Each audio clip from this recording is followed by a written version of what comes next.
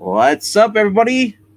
I, spur of the moment, kind of a chill stream, kind of like this, kind of we did like last night on I Love Comics, but more so we're just gonna hang out for a little bit, show off some books, and then who knows how long we'll stay on. Probably not that late though.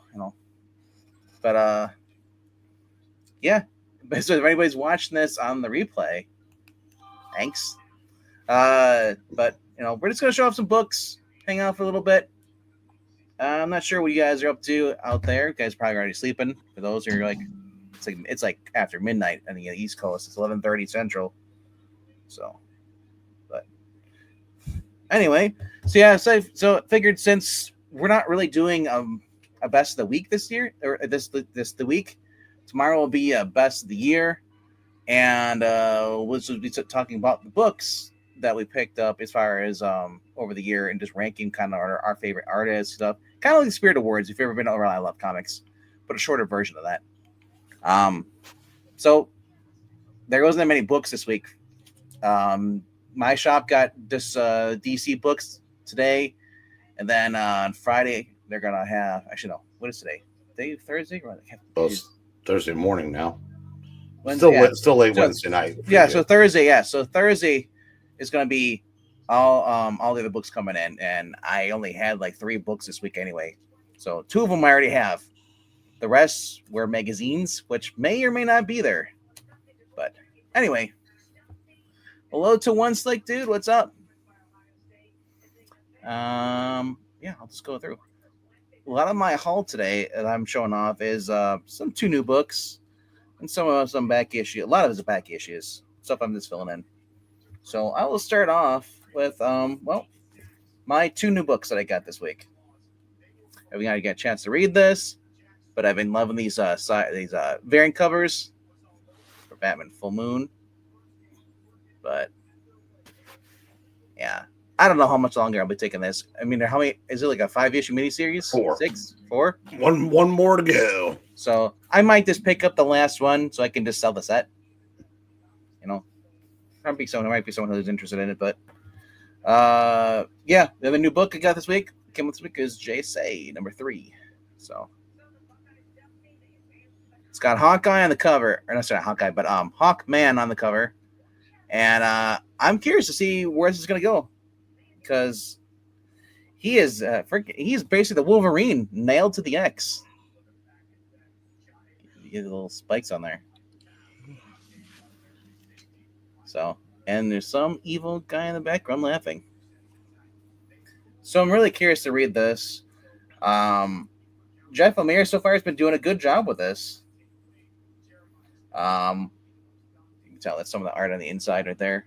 And then really excited for this because this is Jeremy Adams, not just some random person like Chris Condon taking over and doing this. This is actually Jeremy Adams is doing a lot of the Green Lantern spin-offs, specials. So I'm looking forward to all of this. I never said I'd be all in, but I'm all in on Green Lantern. Jeremy Adams has been fun. Hey, it's a Jackson Roy Kirk. I thought you were busy on another channel, but good that you have here now. All right, and then 2 more back. It's I finally got this in number 4. Cool. Yeah, my shop didn't have it, so I had to order it. I think this is the last one, right? I never read the last issue of Coaster Mafia. So is this 4 the last one, or is it 5 the last one? There's one more. Okay, because I haven't. I think I read this. I can't remember if I did or not. But and then shop finally got Hexels number 2. So I was kind of glad to get these in. All right. Now for the back issues. Pretty much everything I bought back issues are all dollar issues. I just donated a bunch of comics to this thrift store in my area. I got store credit for it, so I went and found Amazing Spider-Man Volume 2, Issue 1 from 1999. Nice. Jax, if you're having a blast over there, why are you here then? Apparently not. So, but hey, Christina, what's up? So, yep. Starting with the first of the dollar issues, got number 4 of Hawkman. Dove. Oh, did I freeze? Yeah, you did for a second. Yeah. Yeah. I don't know what's going on with that. I don't have anything running, man. That was weird. Oh well, it'll be a short stream if I freeze. Hmm. So, just kind of filling these in. The Carl Castle. This is number 7. It's really. I love how they did like the number, the logo on the side, the box. Let's hang in there on the left instead of like being up. I love that. It's kind of cool. I think that's somehow they got out of order. Oh well. And here is number 5. Hawk and Dove. Let's see. So I've been filling in these in shortly, slowly for the past 5 years. So as I go through, I come across them, I pick them up. Then I got Catwoman number 13 for 50 cents. Night's End Aftermath tie-in. So it's always great when I can get a combo for 50 cents. It's actually in my pull list that I need. Yep. It's of course I've also been casually picking up some Punishers. I got out of the Punisher Warzone number 27 for 50 cents. Yeah, I'm not sure what year this is. 1994. 94. So, Punisher War Journal number 24 from 1990.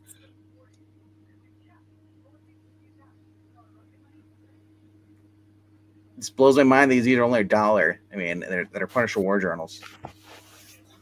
You'd think they'd be like $2 at least. Yeah. Not if you want to move them.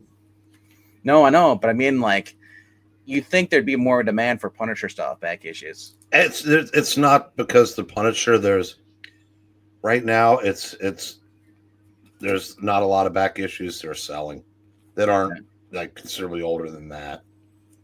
All right. Like that. Jonah Hex for $1. Number 48. That'd be a $6 to $9 book even a year ago. Yeah. I was kind of glad. I was like, dude, it's like, no, I thought they'd be a little more expensive. Secret Origins, starring Jonah Hex.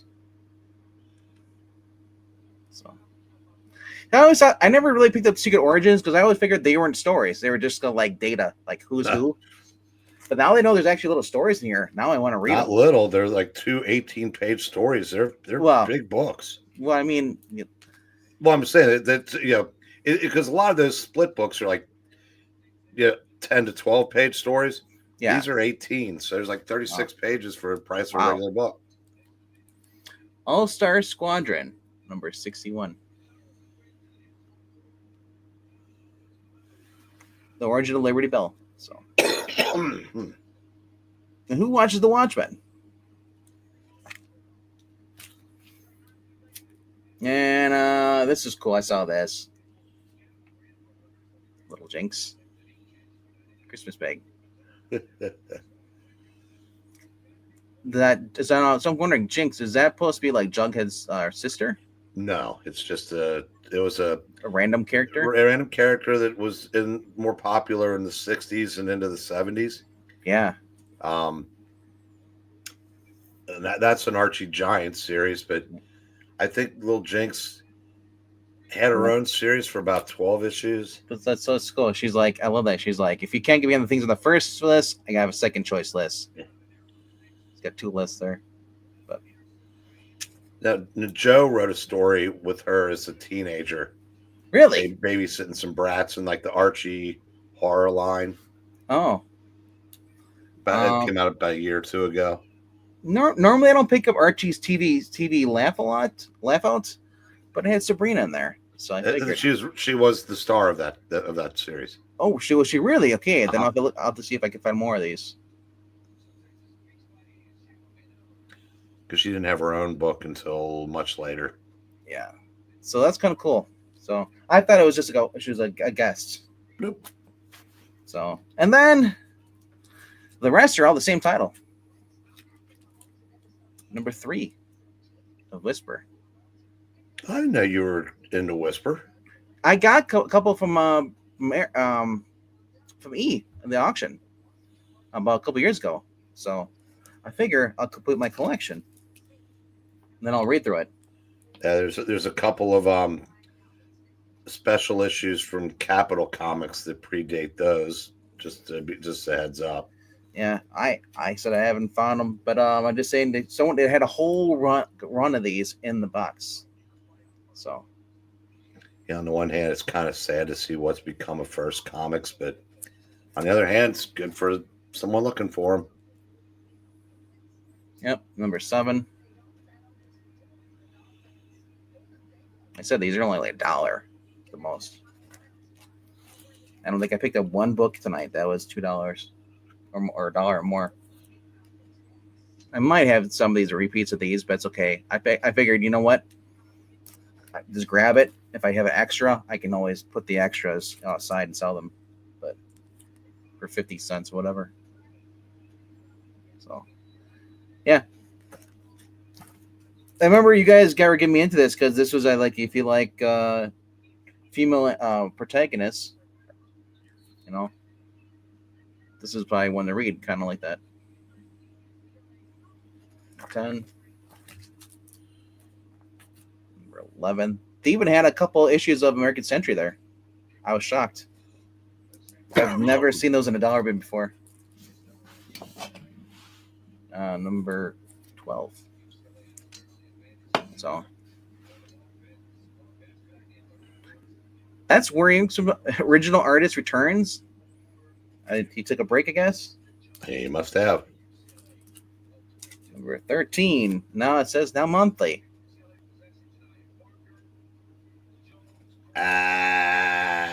Yeah, you know what's funny about this? I'm looking at this cover, and I remember that's kind of how the what's her name? The one that wrote Scarlet, Kelly Thompson, Black Widow character, was pushed out of a building like this. And I wonder if the artist saw this or it's a coincidence that it was in the book like that. Probably coincidence, but yeah. 14. The way she dresses, she's kind of like almost like a Psylocke / Electra, but she uses guns and knives. So,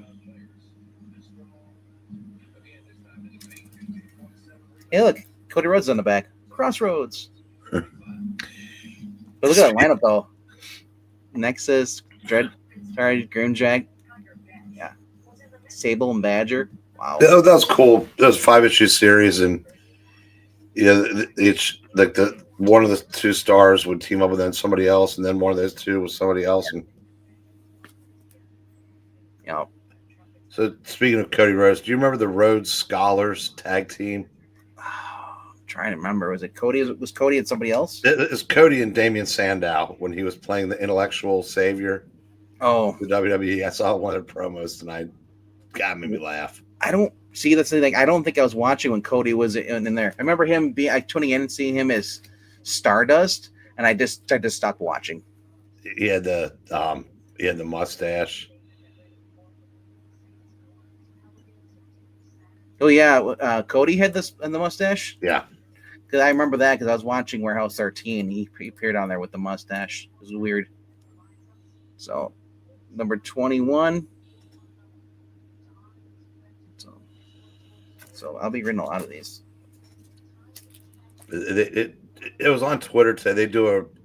They do their version of the DX intro. The you didn't know. Oh, he goes. Oh, so you have not heard? So well, your posterior better contact a friend or relative. So, question: did Stephen Grant write this whole entire series, or did he take it over? I think he wrote it all because it has Stephen Grant and Steve Epting. Yeah, Steve Epting. You recognize that name, don't you? Yeah, he wrote that. Well, he was doing the art on Sarah. He's artist. Yeah, he did the art on the book Sarah with Garth Ennis. He also did the art on the Captain America Winter Soldier storyline. So that's another reason why I was picking this up. Steve Epting art. And he's Brubaker's other collaborator. Yeah. They did So, the Velvet. so Clint's in the chat. What's up, Clint? Haven't seen you in a while. Hello to Sticks Boy 73. Clint says he's never heard of Whisper. So can you give him you read the story? Can you give him a brief rundown of what the character Yeah, kind of is? I can't remember the character's name. She was raised by a Japanese what yeah, like karate master or whatever, and the mob's involved, and she basically What's a karate master? well, I don't that's not the name for it, but I can't think of it. It's called Governor. Oh yeah, well, but it's been a while since I read it. Yeah. It's basically, I think, she spends part of the time running from her past, Something like that. but it's and then she gets involved with a senator Mhm. who yeah, kind of a corrupt senator who's using a roommate to get to her. So I'm like, I need to read it. I need to read I know. it again. I'm down to reread it and then do like a retrospective on it. You know, like I want to do retrospectives again, but I don't want to do it like an everyday thing, every weekly thing. Like every once in a while, I want to do one. You know, we'll choose one and then just record or something like that and put it up here, like because we already do enough on this channel as it is. But I think that'd be kind of cool to have that like just like once in a while. Also, it says it's his birthday. Happy birthday! Wow, but well, January 1st was my mom's birthday. So every year, so she turned 70 this year. I got her this card. It's a license plate. It says I'm old. It says on the inside is like your pipe might be loud and your rubber might be worn out, like in the motorcycle stuff. But you know, all the miles you put on and you're still going. So it's like, is it detachable? You can attach. You can hang like a little license plate. You know, like remember like you on your bicycles, the little license plates. Mm-hmm. So it's kind of cool. All right, you got some books you want to show off? I'll show off the rest of the stuff from that show. All right, cool. So I'll start with the sensitive stuff.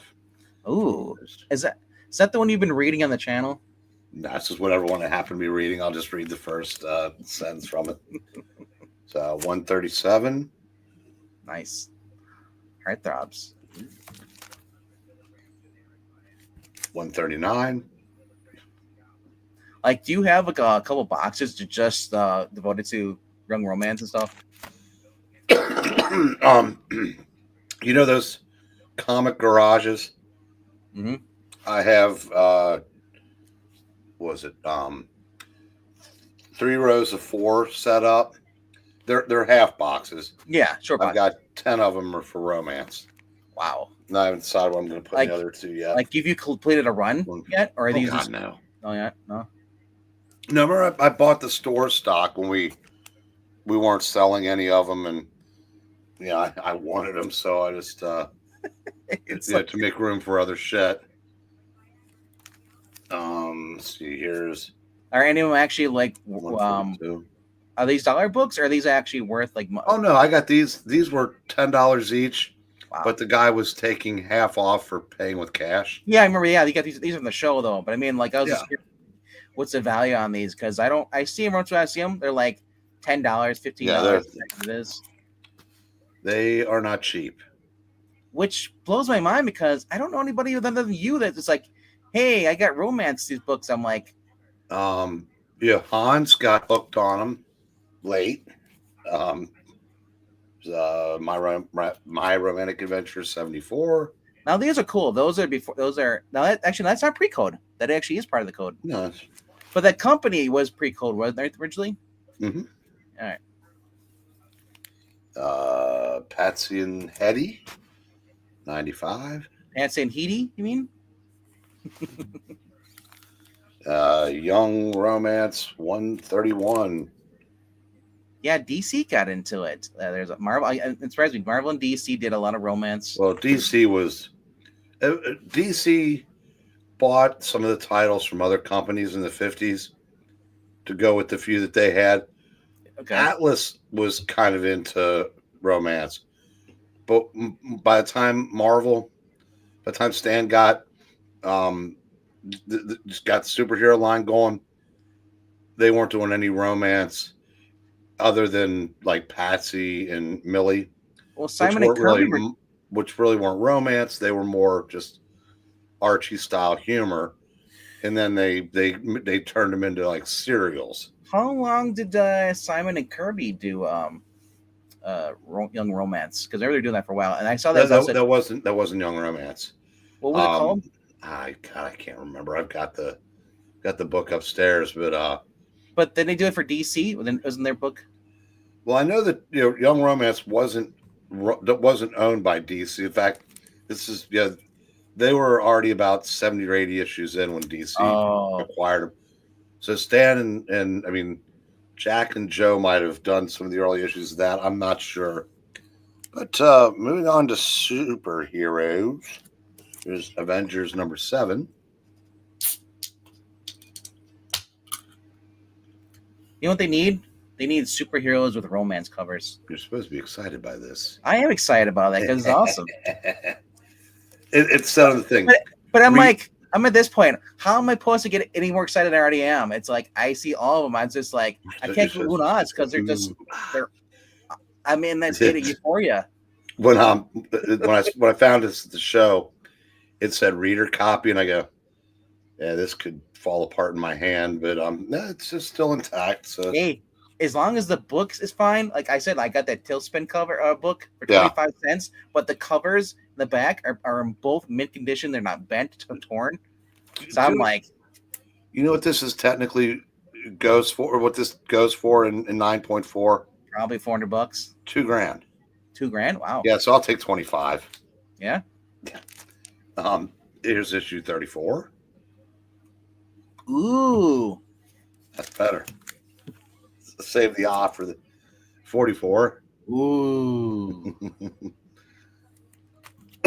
Second Red Guardian. Ooh. There's more than one? No. Iron Man, second appearance. I know. Okay, trivia question. Who is the Freak? Oh, that's Happy. Yeah, that's my boy. I read that issue before. Marvel Super Action. Nice. Cap's just like, it's one of those days. There's another Super Action. Ultron. Let's see. There's a third one. I still like the one we read, the 2005 special. It was Santa Ultron. There's a Triple Action reprinting Avengers 29. Ooh. And here's 42 that reprints Avengers 50. Ah. I did ask for that, didn't I? 46. Whoa. And here's one that Zach closed one of your eyes. Oh, yeah. Wasn't that guy, that robot in the purple? Might have been. I can't. There was a chick that was controlling him. It was like a robot.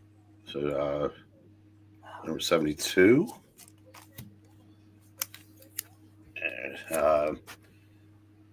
Amazing Spider-Man 109 with that's cool. Doctor Strange. And that's with the Shao. What's your name? Shashan. Yeah. I was gonna say Shala. That's the only one. That's the only Spider-Man I could find at the show that I could actually afford. Here's Spectacular Spider-Man 29 against Carrion. He's touched turns literally people to dust. I remember that because he popped up in the Max Carnage storyline. There's Tarzan number 20. I was gonna say what happened to Sabu and it's Kaiser. And you should recognize that. Nice. I know you have it. How much did you pay for it?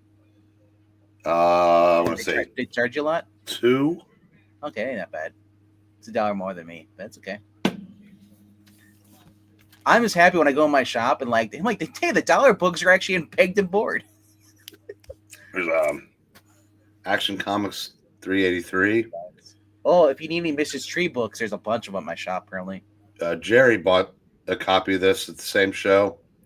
I think he paid $80 for one of these. Wow. I got this for $3. Nice. I don't understand it, but then he doesn't understand the way I do it. So, uh, DC 100 page Super Spectacular 19. I mean, if you're paying cash, it'll give you a deal. But Well, I mean, Jerry needs them all to be like off the shelf, new looking. I just want to be able to read them and own them. sure. But I mean, I also don't want them like if I want to read it, I don't want to be like, I ain't taking all the bags. I know if I do, it's just gonna crumble like the. No, I got this for $3. It's fine. Yeah. But it has spine ticks. It might be discolored a little bit. No, but you know what I mean. Yeah, I said, but Jerry needs them to be perfect. And you know what I mean. I found that Captain Marvel one, Avengers, and how destroyed that was. I paid about $11 for it. Mm-hmm. That's cool. Is that blackface? What was? He looks pretty dark on that screen. 190. Oh, he's not gray. They learned how to color people. Here's 191. Oh, what's it do? Left head. Nice. Dude, that's cool. I love these colors like that. And here's Good night, One Select. Night One Select. Superman Annual #1. Cool. That's another one that was. I got half off for paying cash from the same booth that I got. That guy got a couple $100 of mine at that show. But I love those kind of colors, little boxes like that. Tells you who they are, the characters, everything, and then like sometimes they actually give you a preview of what's going to be in the story. No, Austin, I'm old. Remind me.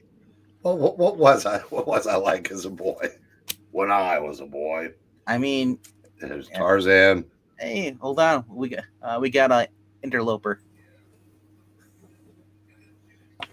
What his VCR? Yeah, I was hoping his pants were on. Like he's like, oh crap, I'm on camera. 247.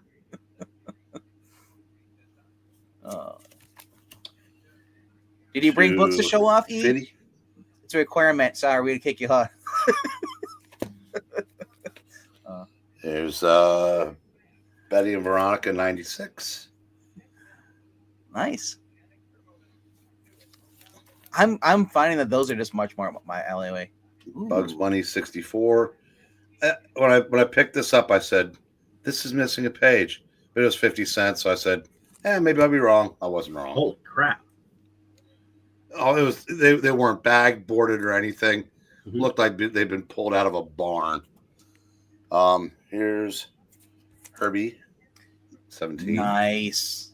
What? How for 50 cents? No.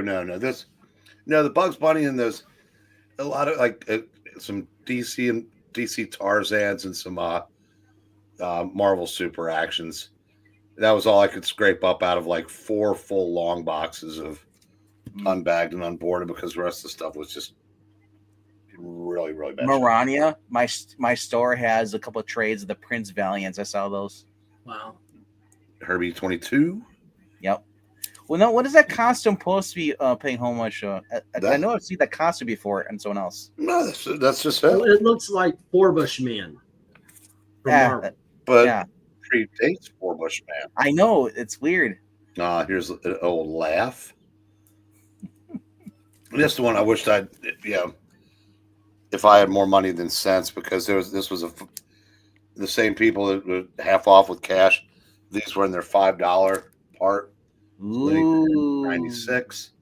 So these next 3 are like 250. Or these next 2 are 250. They even marked the pig. He's ready for the butcher. 107. Oh no, it's a Drake. And Man from Uncle #12. Nice. That is cool. I think this was part in that $5 thing too. So that's. Hey, if you got $200, I'll get you that manuscript that goes along with the show. Is that what they were asking for that? $200. Not a chance in hell. I almost paid $100 for it because it was half off. Because it's got like I guess it's a companion to some transcript or something like that. Yeah. But, I mean, I'm probably a low print number. That's why it costs that much. But I don't know if anybody's really interested in it though, like Man from Uncle stuff. But anyway, though, Wow. I've heard of stories like this before. I think someone claims to have found an Action Comics #1 in their, inside the wall of their house once upon a time. Was the guy still hanging on to it? I don't know. Guy was reading it and he accidentally got murdered. And then he take the comic book because they thought it was a kid's book.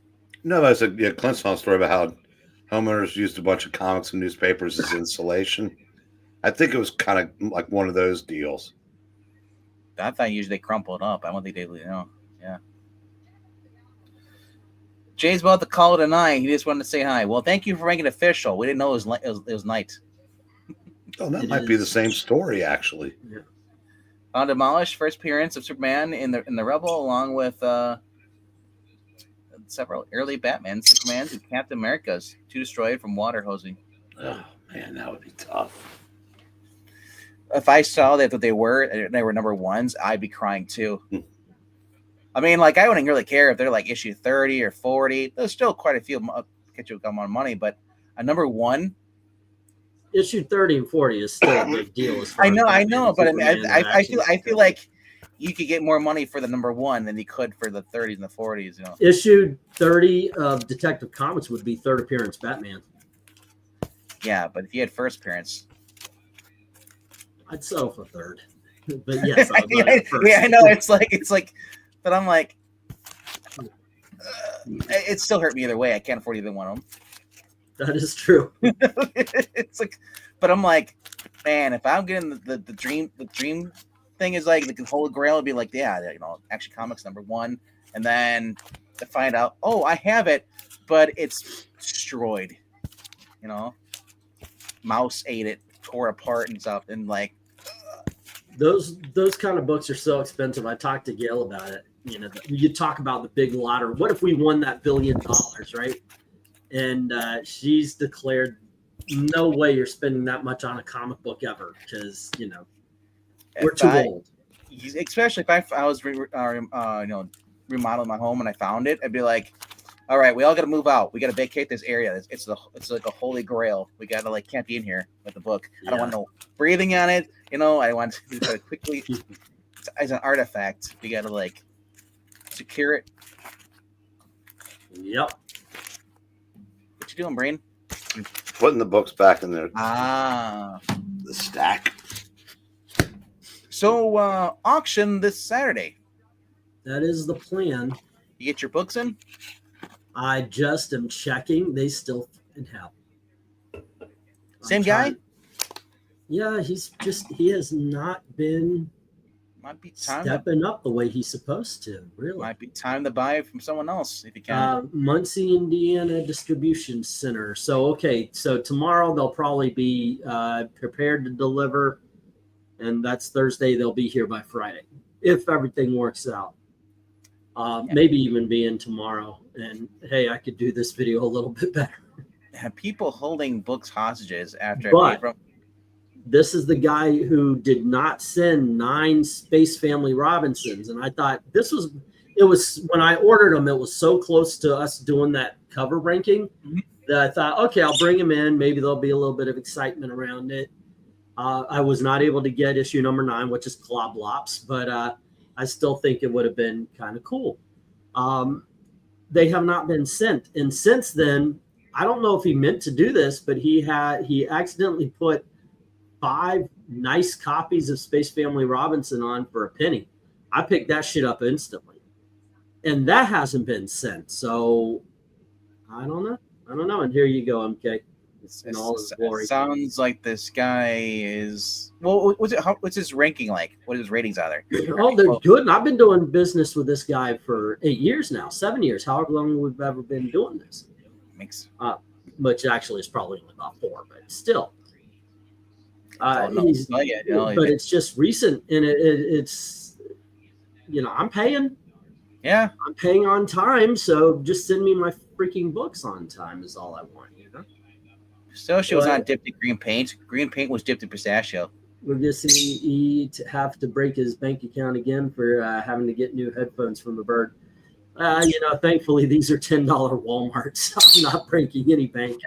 You don't get the $60 cost ones. No. Well, I tried the my daughter got the Skull candy. no, they're the what do they call them, the wireless.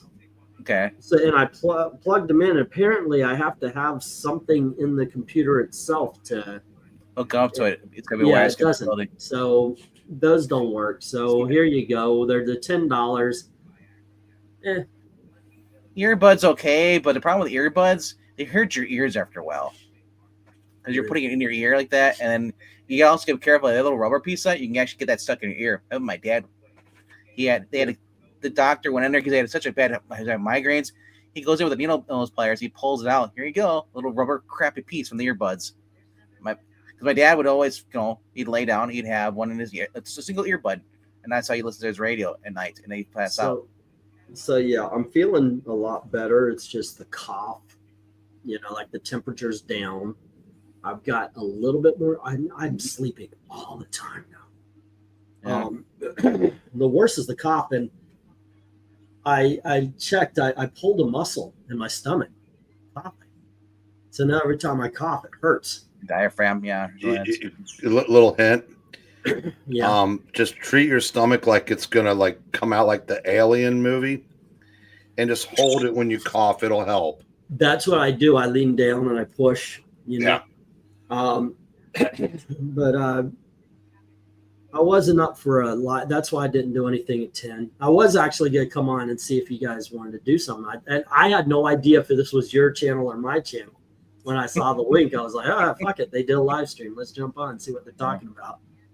So yeah, I went to my shop today. I got a bunch of the Whisper back issues and a few other ones for they're dollar issues. I was like, shit, I need this. I got my Hawk and Doves. So I started like, let's just grab a bunch. Walked out with $60 worth of comic books, and only 2 of them were new. I actually want to do a video. I was thinking of video ideas because we were talking the other night, and you said just do the videos you used to do. I guarantee there's a lot of new people who watch the channel have never watched those videos. Not everybody goes back in 3 years and watches old videos. They might just, And one of them I thought it's kind of a new topic, but it's an old style is you mentioned Whisper. And I was thinking, talk about books that sell and don't sell at the auctions. And you mentioned Whisper, and that goes along with it. Whisper is one of those titles nobody's really heard of. But when I put them in the auction, take them. I mean, it just they fly. It is an interesting enough looking book that it always sells. Yeah, you could do a whole. You could do a series on this. Books you've never heard of. Today's topic, Whisper. And then the next video would be another book that's lesser known. Yeah, I could do one by one or a top 10 either way. You can do like 10-minute videos. Or 15 minutes. You can get that ad in there. Yeah. There are books that I probably won't carry again because it took forever. Like, I am nervous, so I don't order or buy Captain America. None. But I thought at least the Jack Kirby Captain America or Captain America and the Falcon would sell. I remember I bought a pile of them. It took me fucking months to get rid of them. Well, somebody in this live stream has suddenly developed an affinity for Captain America. Oh yeah, it ain't me. I already had it. So if he got more caps in the 1s and 2s, Vegman, would that interest you at this point? You mean like 1s and 2s, like the 100s and 200s, yeah, because that's the that area you were showing going through the caps. The 200s with the Roger Stern, sure. Mm-hmm. The I mean, obviously, Stern going into Mackenzie, sure. You just picked up like 104 or 5, didn't you, recently? Yeah, I did. The 90s and 2000s. Sleep will help. I speak from experience. Also, the dry copy. Yeah, it's harsh. Tell your dad to fall asleep with a cigarette in his mouth like a real. Wait, what? Yeah, that's one of them. There's just some titles that never really sell.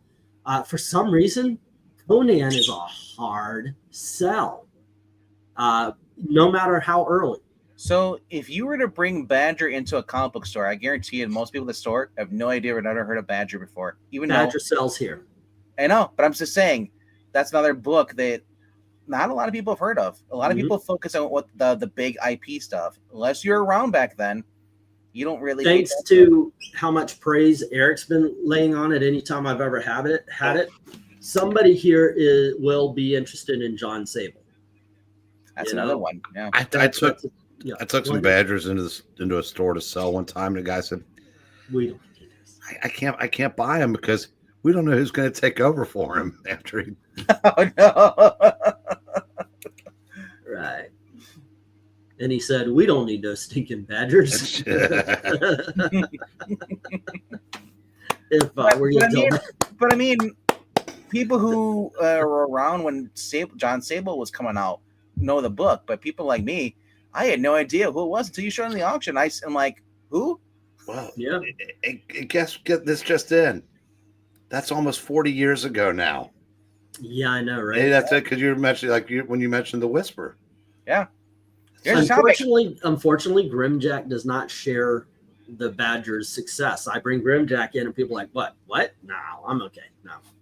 All it's going to take is one, though, because I think Grimjack in its own way was every bit as good. Oh, it was wonderful. I used to read that religiously. I liked Badger better. My friend George, I have two friends in IRL that have been into comics as long as I have, if not longer. Actually, both of them have been in longer, but George has no interest in ever doing anything like this, but he was the Grimjack guy. Yeah, he every issue he was like I was Sable and Badger. Yeah. I think I didn't appreciate Nexus as much as I should have the first go round. Now I recognize that Nexus is a superior book to Badger, but have a good night, Ollie Pong, and thanks for showing up. Happy New Year. Yeah. Happy New Year. Ollie yeah, Pong. I mean, like, just you could just do a video on the first comics. All these, or just topic like these books. These books, are 40 years old. Uh-huh. Hey, guess who knows them all, Vank? You. No. Guess who knows all the people that made the books? Oh, Mike Barron. No, Joe. Because Joe knows everybody. Oh. They had a first reunion, like a mini first reunion at Baltimore Con, I think in 23. Like Mike Gold, or was it Gold in? I can't remember one of them. I think it's Gold. There's a Mike Gold and a Mike Golden. I can't remember which one was the guy at first. I think Golden is the one that was working with Hellboy, wasn't it? That's Mike Mignola. Okay. But I know Barron wasn't there, but I think Shaken was. Grell was there. Stephen Grant might have been there, but there was a decent amount of the creators from the Image line, and Ostrander possibly. But yeah, that would have been nice to be a fly on the wall, because that John Sable went from what, the late 80s or the early 90s? It came out in 82 or 3, because the first issue he saves Ronald Reagan, and Grell was a centrist, right leaning, I guess. So he treated Reagan with respect, which was nice to see. Actually, most of the writers in the 80s treated him with at least respect, and as opposed to like the outright disdain that they would later treat Republican. You mean like Mike W. Barr? And Outsiders? Yeah. That was an exception. But because I think I don't think Ostrander treated Reagan unfairly in Legends. Now, Grunwald kind of did, but it was more tongue in cheek, and I didn't get offended by it. Like I said, there's a lot of stuff you can do. Okay, Clint is Mike Golden was Hellboy. Okay. Yeah, I thought so. Know that he was the inker, I think. Oh, he wrote. Okay. MK Zack is from New Orleans. He's the one down there. Yeah, and he mentioned something earlier. I saw it in the. We were talking about that terrorism that happened today, and then he said that just goes to show nothing good happens on Bourbon Street or something. Apparently, like that. Bourbon Street has a lot of problems over the years, but yeah, that was kind of weird though, because like the mayor or whatever, she's like of that town or whatever. She's like, oh, it's terrorists. And then you look at the video, watch the footage, and then the cop, the ladies are like, old ladies like, what? And then the FBI goes, oh, it is not terrorism. I'm like, yeah, the FBI tried to say it wasn't first. Then they found the ISIS flag, and they yeah. You saw where they postponed the Sugar Bowl. It's never happened before. Sugar Bowl is college. It was going to be tonight in New Orleans, and I know the Rose Bowl. That was earlier today. That's in Pasadena. Yeah. They're going to play the game at 4:00 tomorrow afternoon. I didn't know there's. So what's the difference between the Sugar Bowl and the Rose Bowl? They're different bowls. I mean, they used to. Are they different leagues?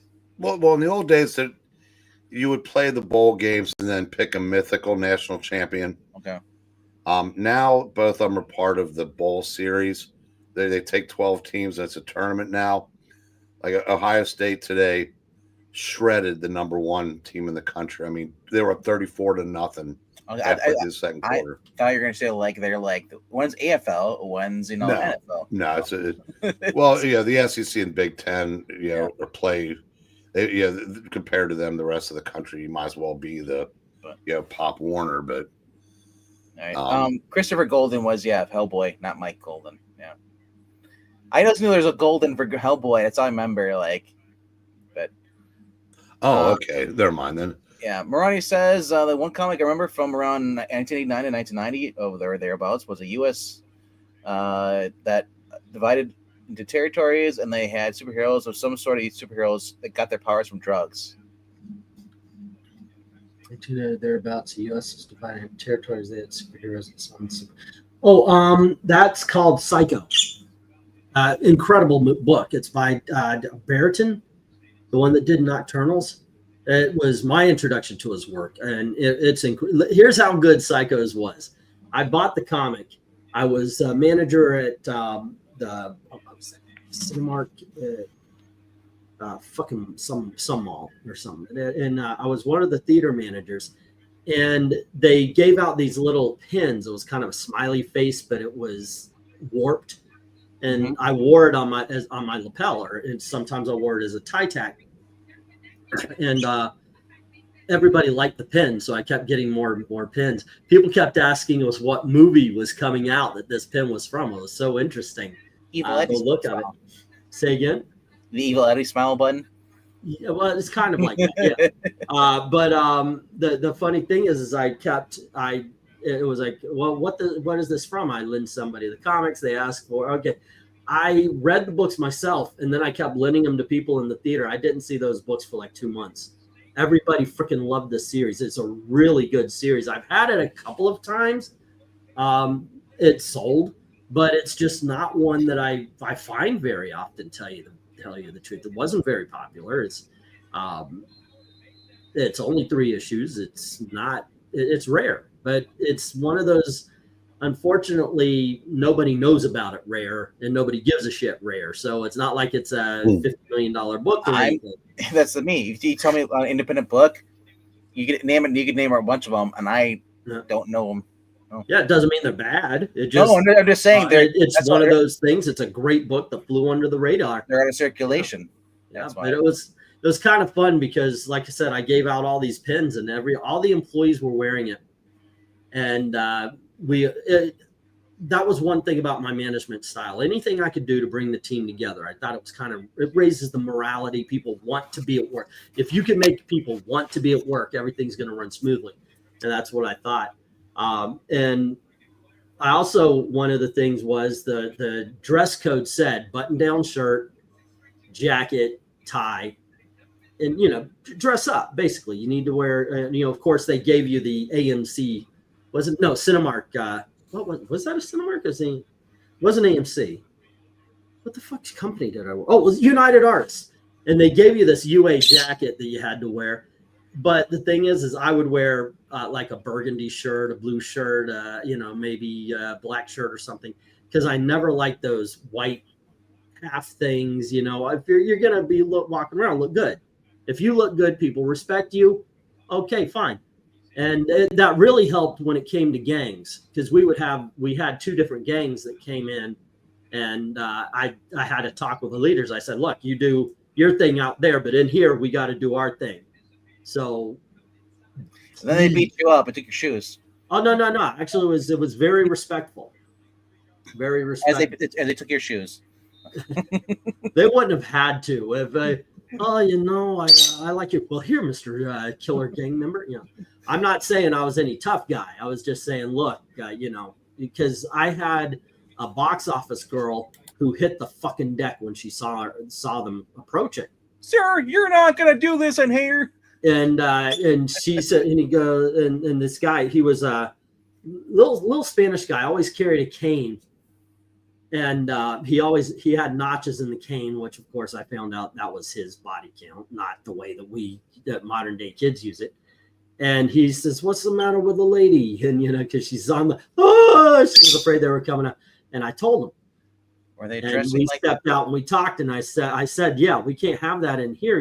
Normal people. I gotta ask, were they dressing like the smooth criminal thugs like you saw in Miami Vice? No. Even him. Well, actually, he was. He didn't dress like he didn't dress like freaking Sylvester Stallone in Tulsa. He never dressed like that, but he was the one that would. He might be wearing a bolo tie because he was Hispanic, and that's But he was dressed up. Some of his kids were, and let me tell you, they all looked. I mean, I was young too, but everybody looked the same age. But yeah, it was just something. I thought if you dress a certain way and you exude that certain confidence, it allowed me to have conversations. And one of the things also, like I said, I shared that pin around from the Psycho comic, and the Boss Man. They actually set headquarters up in one of the offices in the projection booth, and he saw these pins and he saw the way I was dressed, and he actually came down and said, "I'm not supposed to be dressed like I'm at a disco." And he goes, "What movie are these pins from?" I had to tell him, and he made everybody get rid of them, and you could see morale just go booze, just like that. People didn't have the same camaraderie that they had. It was something. Anyway, it's just saying this. So basically, the guy just killed everybody's morale, and then sales went down, and he got mad. Something like that. Well, what happened was people didn't give a shit anymore. Here I am trying to build up a team, make sure that everybody who was there wanted to be there. But what you gonna do? But that was my management style at Universal Studios also. Me and another kid who he's a makeup artist. I don't know if he's gone professional. I know he's done a couple of really good. Excuse me. He's ate the bird, no. Apologies, Pistachio. I just coughed all over him. I was going to say that. Now he was right here. I went, ah. It really must have looked like I was about to eat him. Now he has the bird flu. Well, I tell you what. Yeah, I kind of feel bad for the guy that blew the car up outside of a Trump hotel in Vegas today, and the Cybertruck, and the mass shooting in a New York nightclub. Yeah, none of it's been touched by Fox News because they're still blathering on about this, regurgitating the same shit they've been talking about for 18 hours. They were just hell. You hear where somebody got pushed into a subway 2 days ago? Yeah, but two people have been set on fire there. But don't worry, the governor says things are safe. I said 19 days, and the worst administration in the history of organized government finally gets the fuck out, and maybe something gets better. So I see that the Guardians are back in New York. Yeah.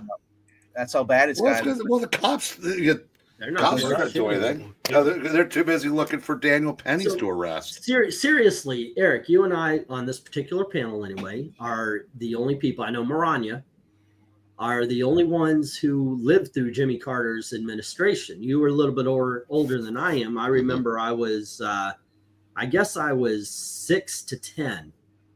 Because didn't Reagan come in 1980? Yeah, he was 77 to 80 was But it Carter. took 2 years for Reagan to actually fix things. It did. I remember that well. Yeah. Now, I'll tell you what. I don't know specific details because I was 7 to 10, but I remember the way we lived. I remember my mom and dad talking. I remember waiting in a fucking gas line for half a goddamn day. Waiting in a long line for Star Wars, okay, but waiting for gas, no. I remember us driving in a cold ass car with no floor because we couldn't afford shit. I remember the hostage. Everybody remembers the hostage situation. The Olympics. It was just amazing. So, do you honestly believe Jimmy Carter is worse than Biden, or Biden is worse than Jimmy? No, no, Biden. No. Carter's tried to do it. Obama then did it better, and Biden pretty much wasn't even there. So they had their own puppet then. Okay, Carter, was the genius that sold the Panama Canal. He also did EPA, didn't he? No, that was Nixon.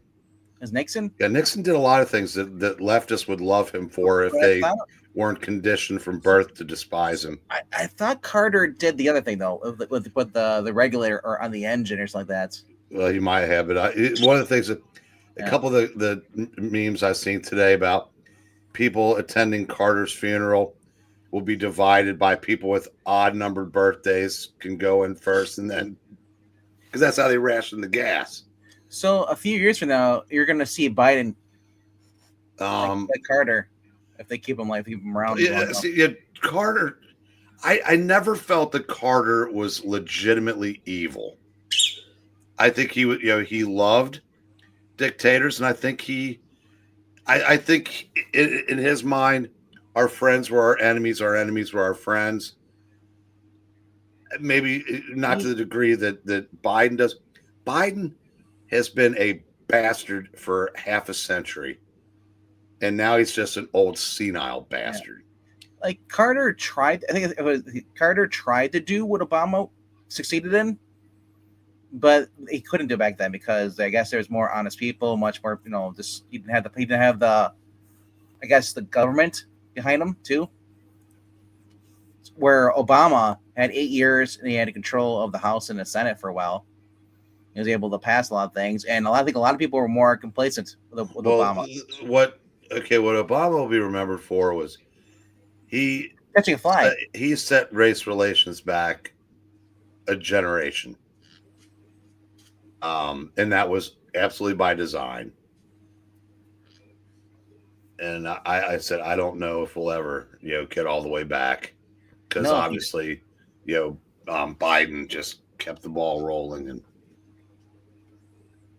if you don't pay attention to E, he'll keep doing it and keep laughing quietly.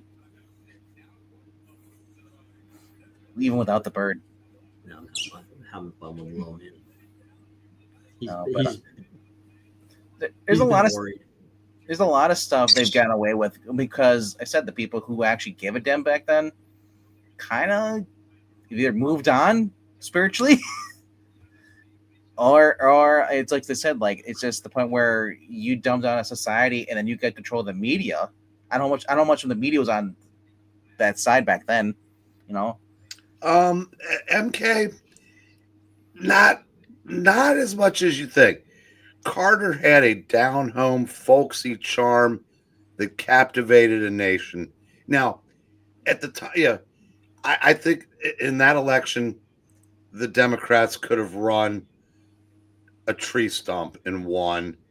Just like once the banks collapsed during McCain's campaign, he was toast regardless. But Carter did.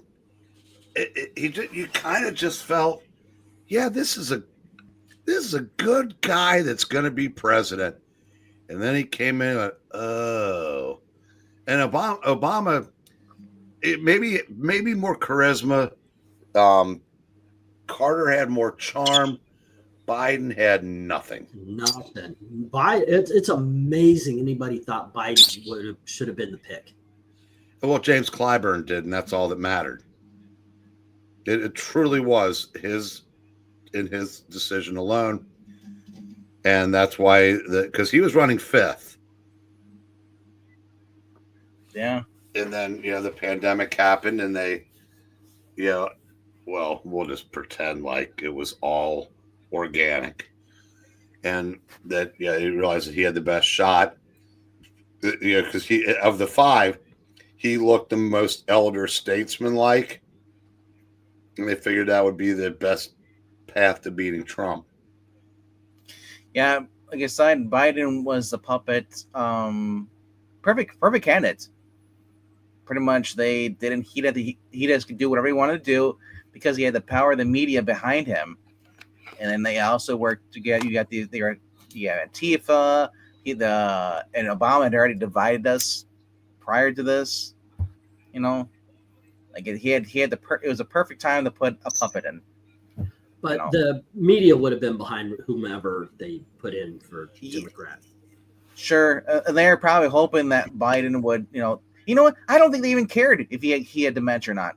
I think they're probably happy because of the fact that he had dementia, they could control him. They could do it. He was much easier to control. Yeah, a lot of people believe what you want, that Obama never stopped being president. He got his well, okay. Here's the thing, though. Yeah. Obama has someone pulling his strings too. So my thing, if George Soros is the guy behind everything, once he passed away, who takes over? Oh, his son. He's already passed it on to his son.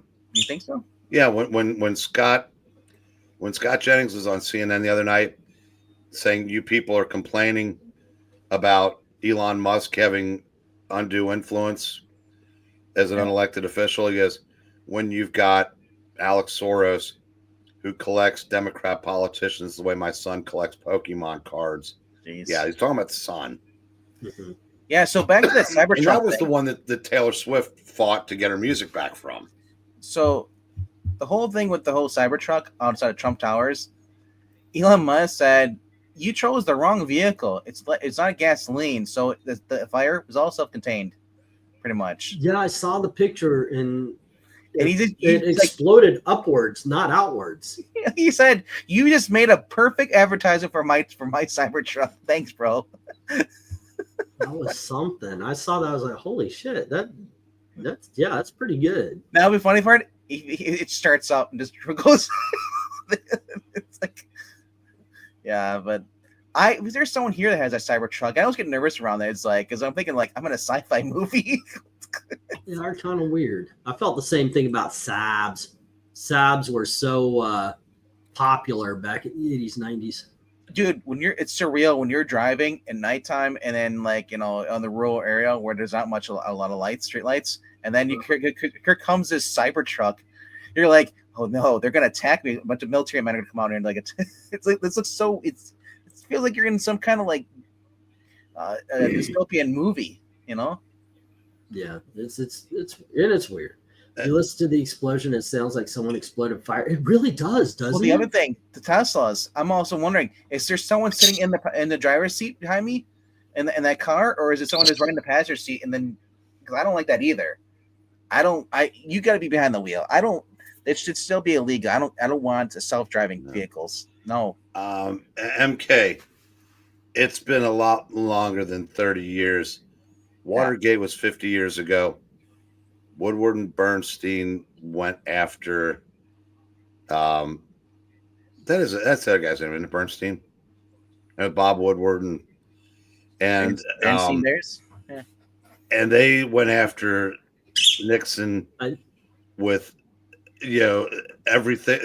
Everything they had, and the fact that there have been scandals since then that make Watergate look like a picnic that have never gotten any traction tells you all you need to know. They say it's only a recent phenomenon that the journalists are no longer interested in the truth. They're just interested in protecting brands. I would say that's at least 50 years old, if not longer. Oh, I think the name is Woodward and Berenstein. But yeah, No, Clinton, nothing. Okay, all right. No. Clinton, yeah, they were fireworks definitely inside the truck. So the other thing with the New Orleans thing, over on Bourbon Street, the tag, mysteriously, all the cameras that are all over on the buildings were all basically there's no footage of this happening. There's a little bit, what they allowed you to have, for people with cell phones, like that.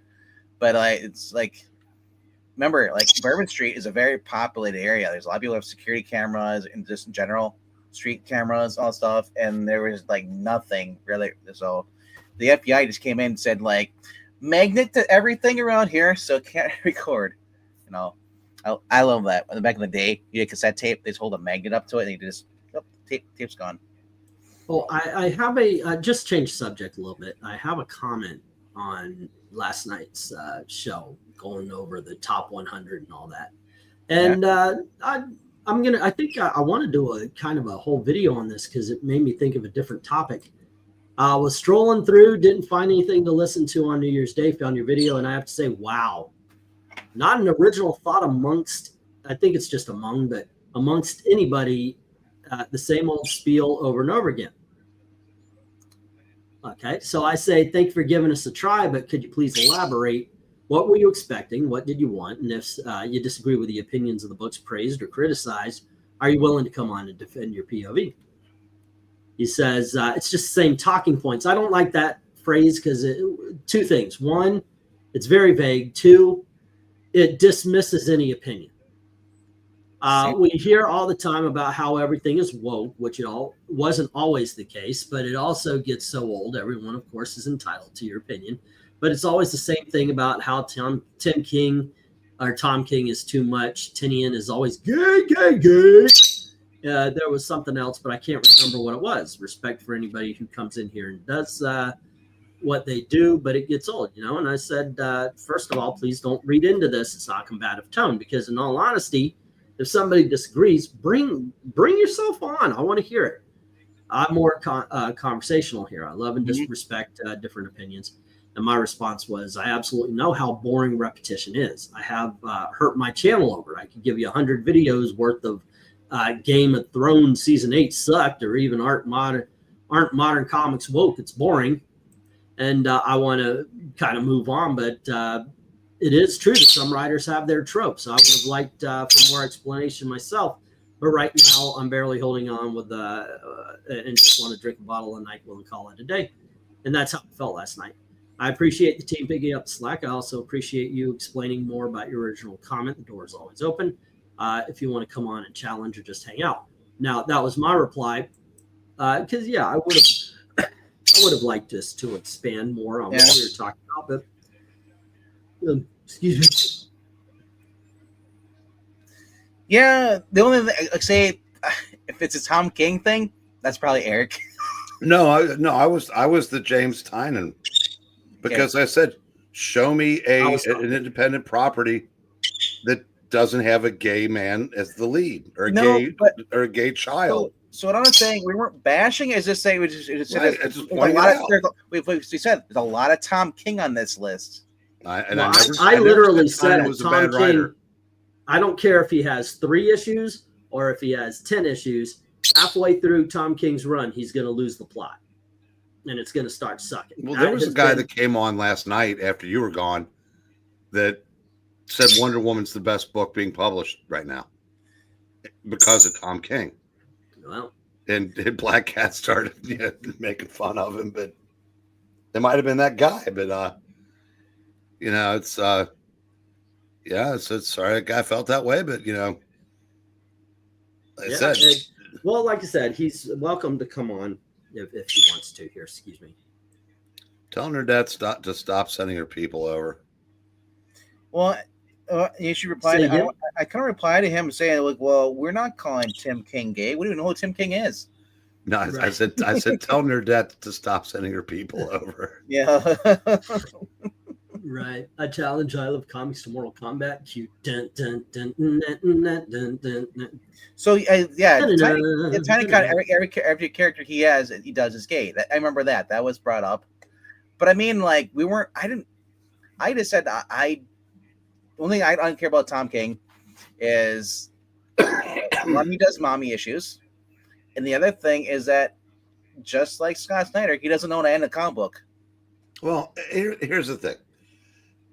There are people that disagree with us politically. There was a guy at the screen with us last night. I said, And right, we're talking about, and that those folks probably like the comics that we don't for the reasons why we don't. that was Cliff. I don't discount the person that contacted that left the comment on East Channel. No. It's a different point of view. Yep. But I'm sorry. It's that sounded rather dismissive, saying there was not an original idea. I said, that's neither here nor there. If there's maybe there wasn't any original ideas in the books we were making fun of. It does, I said, but I'm not going to change my views. I've been doing this. I promise you, I've been doing this longer than the person that left that comment. Yeah. But I mean, like I said last night, we had a guy came in, Cliff came in last night, was talking, and he said he likes the current Wonder Woman. And I asked him, what do you like about it? He said, everything. I'm like, okay, what else? Yeah, He said, everything in art. And like we had talked about Wonder Woman earlier in the night about the new Wonder Woman basically her being a criminal. And there's nothing really exciting about that, Amazon's being outlawed from setting step on U.S. soil because somebody murdered something. So all of a sudden, Wonder Woman is barred from being in the United States. Are you crazy? That's bullshit. Now, if you're writing an Elseworld story, go ahead, sure. But this is supposed to be a main continuity. So, no, it doesn't fly with me. That crap. Yeah. But I said, if people like that, that's what they like. I'm not going to tell you people don't read Tom King. Read what you want to read. You paid for that. You enjoyed it. You win. Same mentality you do. That's been something I've been saying forever and a day. I can only review the books and movies I've read and seen, and the only opinion I could give you is mine. Yours might be different. Hey, and you could even convince me that my old opinion is wrong, but as soon as I agree with you, that's my opinion anyway. So, and here goes Marania. By the way, here goes Marania bringing up your boy Zach talking about Tim Lin. We did this last time, Marania. We can't be like guy coming on my stream like, did you hear about so and so? Did you hear about it's getting harder? It's getting harder and harder to defend Richard at this point. Yeah, I kind of want to go over one of these videos and just let's see what's going on. But whenever I watch, I go, I don't know. Yeah, I'm not. I have no interest in dissecting one of his videos in a video because that's giving him unnecessary oxygen. Yeah, all I care about is giving this channel oxygen. Oh, I don't know if that'll do it though. Yeah, it might not. But but the thing is, I haven't really been paying attention to this yet. I'm hearing it's going on. Whenever I watch one of his videos, sometimes I'm like, he's not all wrong, but I'm just wondering if he's going after iconic comics, then that's a whole different story to me, because I've respected Richard. I've tried to be friends with Richard. Didn't pan. I mean, I'm not enemies. I hope he's well, and I hope his family is well. But I legitimately called Doug and Tim friends, and Mark as well. And by the way, Doug's brother, who is fucking awesome, by the way, if you ever get a chance to meet him. I stopped watching Richard before he started doing the badge thing because he just kind of came out kind of like, I don't know, boring to me a little bit. He kind of kept the same monotone voice, and like, hey, this is weird boy Richard. I'm like, what? I can't hear you. Speak up. It's one thing to criticize the people he has deemed birthday party clowns. Okay, we know that there's words for it. What is it? Audience capture, whatever the hell it is. Yeah. Doug, Tim, and Mark aren't doing any of that. They just keep their mouths shut and produce stuff that people want. And for Zach to go after them, that's to me, that's like petulance and lashing out. Doug, if anything, is the opposite of audience captured, because before he like all most of his videos, I can't say all, most of his videos have turned to, these are our books, this is the date, blah blah blah, just basically promotion, and that's cool, that's his thing, that's awesome. But I have noticed from the times where he used to rip apart Spider-Man, his views have gone down. So this is a legitimate choice. He is the opposite of an Ethan Van Sciver. Ethan Van Sciver chose YouTube. Doug chose making comics. Yep. And he uses YouTube to support the comics. Ethan, of course, just does YouTube. Yeah, and here's the thing I like about Doug and Tim and Mark. They don't reply to anybody, but people make fun of them. They don't care. Doug is starting to basically, because he started replying this year to EVS because EVS would bring up more lies, and so Doug's like, you know what? Here's the receipts, and he held his tail. He basically turned his cheek. Let him speak as much as you want, but I respect Doug for just focusing on the books. Tim doesn't know who EVS. He doesn't care there because he's too busy making money. He knows who EVS is, by the way. But no, there was a big old controversial. Sure. But that was how many years ago? He's moved on. Yep. That's the big difference. I said Tim's got anime coming out. He's got merchandise selling over in Japan. The people working with him. He doesn't need to associate and do YouTube, Twitter beef drama because he's making his money. He's doing what he loves. He's got a family. He doesn't need the drama, and that's the thing. Where other people need the YouTube drama because that's their grift. Yeah. Do you mind if I respond to Maranya's comment here? He bashes. You see it, the second one up. That's one. Yeah. Okay. He bashes them for being on time doing Hurdy Her books, paraphrasing how he bashes Common America, which is a fun book. Okay. Yeah. That's Maranya's. Now, when all of this started, my channel was on the rise. It was before I got shadow banned. I was sent a lot of these books. And it came to a point where one guy told me straight up, I would love for you I want to send you a copy of my crowdfund book. Could you review it on your channel? And at this point, I hadn't done a lot because goddamn near every one of them sucked. So I said, I'll do it, but you better bring the best, because if you send me a book and it's shit, I'm going to tell everybody it's shit. My loyalty's to the audience. My loyalty isn't to any of you guys. It's to my audience. Mm-hmm. And that means I've got to be honest. Never received the book. I do enjoy Common America. I've only read that first volume. Let me mute him while you comment. If Richard doesn't like the Common America, it's his choice. It's not meant. It wasn't something. It's not really catered to him. Common America is, like I said, is wholesome. It's it's got decent art. It's manga. It appeals pretty much to the younger generation. But it's, like I said, it's, if he doesn't like it, that's cool. But like, they sit there and constantly bash it because you have no idea for a video, so you just want to do a chill stream and bash it. And that's kind of like it's funny because our chill stream turned into basically talking about Zach. I blame Marani again, but that was me. It's just the pettiness. And as far as Zach goes, I dropped his channel about 4 or 5 months ago. You weren't alone. Because, well, no, I'm sure a lot, he lost about 8,000 by the time I dropped him, and I only subscribed him for about a month, and pretty much his community posts were him making fun of Megs Visaggio and some other ones, people asking for money who are supposed to be like woke writer and stuff, but the videos, like I said, were just kind of like, I didn't care for them. It was kind of boring to me. Yeah, I do have an observation about, because I told you that Richard has finally found a YouTuber that he still likes. Just some guy. It was just some guy. Yeah. Now, just some guy.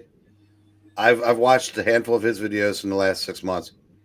I think there's only been one where he hasn't found a way to segue it into conservative bashing. Now, he has changed. His the way he presents his content has changed. Mm-hmm. Before he started doing that, he had about 210,000 subscribers. He has about 200,010 subscribers. Richard, on the other hand, has bled off about 11,000. So people are taking it personal with Richard. I don't know if they feel like it's betrayal from him that they don't feel out of Just Some Guy. Or is But it last I checked, Richard's under 95,000 now. That happened to me, by the way, as well. I challenged the king at the time, and a lot of people said, "I stand with Ethan, fuck Englentine," and they dropped me. It's two different situations, though. Similar. Richard, he didn't go after any one individual. He has changed. He's just gone after everybody. That's the thing, yeah. And really, Just Some Guy has gone after half the country. That with every other thing he says now, but it hasn't cost him subs. That was my point. It cost him one. Well, I could guarantee you it cost him one, because the other day I was looking through and I saw his videos. I was like, you know what? I can't support him anymore. I consider him a friend. We had a discussion. We had a discussion on Twitter, and the little man, he decided he was gonna treat me like Joe Normal and act like he didn't know me. It's like, and he started gaslighting shit. And I'm like, how are you gonna say that to me? Of all people, we had a channel together, for fuck's sake. You know how I think, and you're saying I'm a whole different person than that. I've always said, argue the point, not the person. He tried to argue the person as if he didn't fucking know me. And that was insulting. I was like, are you fucking kidding me? You can't argue your point straight with me. He's probably offended you voted for Trump. I was offended. I consider him a friend, and he wasn't arguing the point. He was actually getting all pissy and said, well, because you're this, you're that. It's fuck. Well, if you're anti-Trump and far left, you cannot associate with people who are like you because they think that you're the enemy.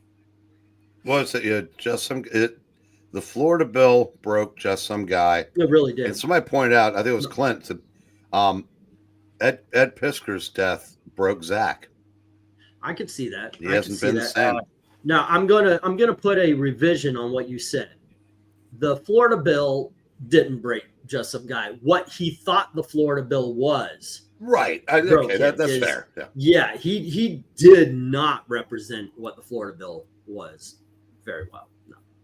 No. Sorry about it. But I'm just curious why both of them have changed fundamentally how they present themselves in their videos, and it hasn't hurt Just Some Guy. At least it's like nobody's bothering to take the time to unsubscribe from him, but they are taking the time to unsubscribe from Zach. I have a theory, and it just popped in my head. So this isn't a well worked out theory. It's just something that popped in my head. Zach, for a little bit, while not the leader of the Comicsgate movement, was definitely the face of the Comicsgate movement.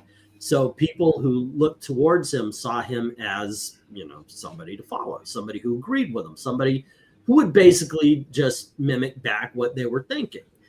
And then if he goes on a turn, and trust me, if you go after, I think the golden boy now is, what's the black guy with the beard? What's his name? Eric July. Yeah, if you go after Eric July right now, people are going to fuck you over because I stand with Eric July. Whether or not you disagree or whatever, they're going to, and I think that's part of what's going on here. Zach was seen as the hierarchy of Comicsgate, so to speak. And this new version of Comicsgate, when Ethan took over, had a hierarchy. The OGCG that they like to put down didn't have a hierarchy. I mean, granted, you had the first of us, but it wasn't, we never told people this is what you do, this is what you think, you got to buy these books, blah, blah, blah, yada, yada. I think if I had to take a shot at why it hasn't cost Just Some Guy, but has Zach, just some guy attacks an ideology now, conservatism. He always takes shots at conservatives, but he doesn't do it by name. Zach will go after individuals and tell you who he's going after. Mm-hmm. And I think that has a better shot of striking a nerve with people. Like I said, if he's making fun of Tim Lim, well, yeah, Tim Lim's like the Sarah Lee. Nobody doesn't like Tim Lim.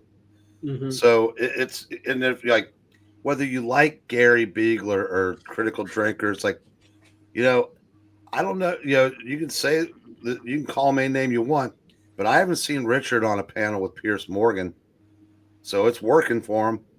I haven't seen Richard guest star on Creature Features like Gary has twice. So I think he attacks so many individuals now that I think he's just stepped on enough toes to where people are just saying, I'm done with this guy. Yeah, Let me go ahead. I was just going to say, right now, Tim Lim and Mark are collabing with Eric July, and that's just... Ooh, that would do it. Yeah. Let me explain myself a little bit more. Ethereal saying, I don't stand with July, but I don't care if you do, and we'll go after Iconic Comics for working with them. Some people, and this has been my experience for the last 8 years doing this, some people feel if you're putting down a YouTuber that they follow or somebody like that, you're putting down them. Personally. I agree with Ethan Van Sciver. So if you tell me Ethan Van Sciver's stupid, then what do you think of me? So they take it very personal. And that was the kind of the point I was getting at. When Richard goes after somebody, you've got a whole bunch of people who are wondering, well, if he thinks they're stupid and I follow them and like them, he's saying the same thing about me. And a lot of times that's not happening. Occasionally you'll actually get somebody who says that, that person and everybody who follows them are dumbasses. I say it myself about people who are voting for certain politicians like AOC. It's like, how can you possibly see her as good? But anyway. I think like the other thing is that people are tired of people talking shit about each other. It's just basically the same old YouTube drama, and whether it's what topic it is, people are just sick of the drama, and some people think it's staged. Well, there is one other thing. If sometimes you can wait weeks between just some guy videos. Yeah. Richard is a lot of times 3 a day. And if you're subscribed to him, that's going to pop up 2 or 3 times a day in your notifications. So at some point you just go, I'm done with this guy. Well, then he also insults the people who basically said, like, as they say, like, if we try to talk to Richard, he kind of claps back at him. And those people are like, well, and then people see that and they're like, yeah, screw this guy. We're out.